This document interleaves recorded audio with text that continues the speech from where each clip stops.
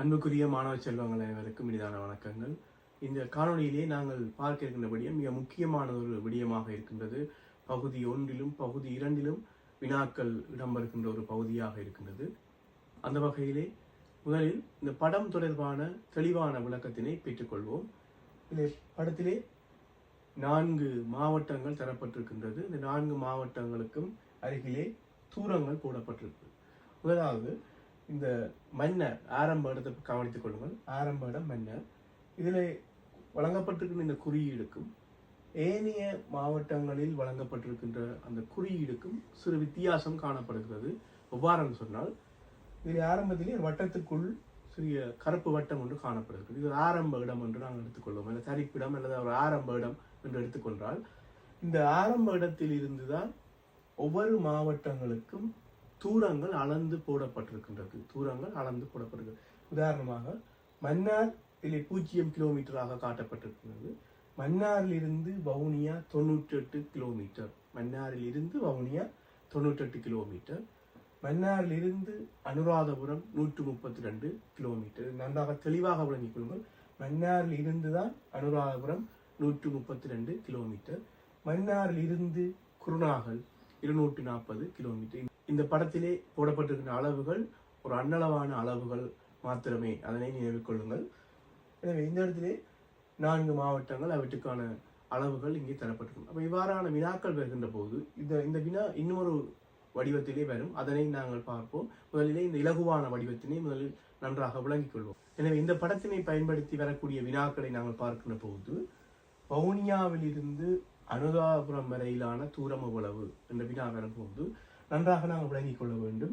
மன்னாரிலிருந்து Vavuniya 98 kilometre. மன்னாரிலிருந்து Anuradhapura 132 kilometre.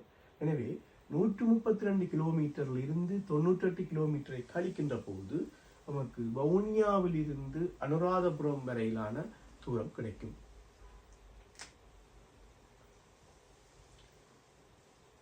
எனவே மன்னாரிலிருந்து Anuradhapura 132 kilometre.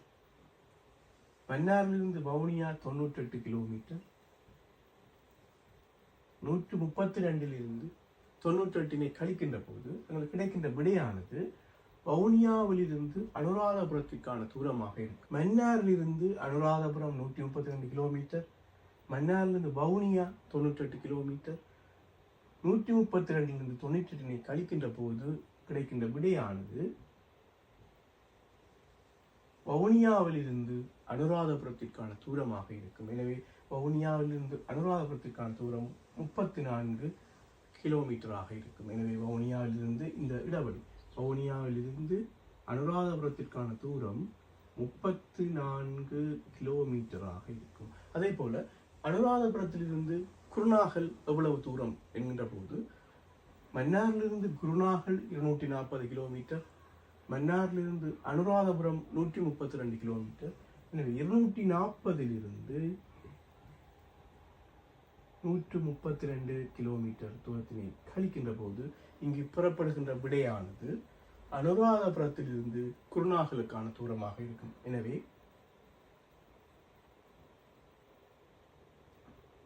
அனுராதபுரத்திலிருந்து குருநாகலுக்கான தூரம் 108 கிலோமீட்டராக இருக்கும். இந்த தூரம்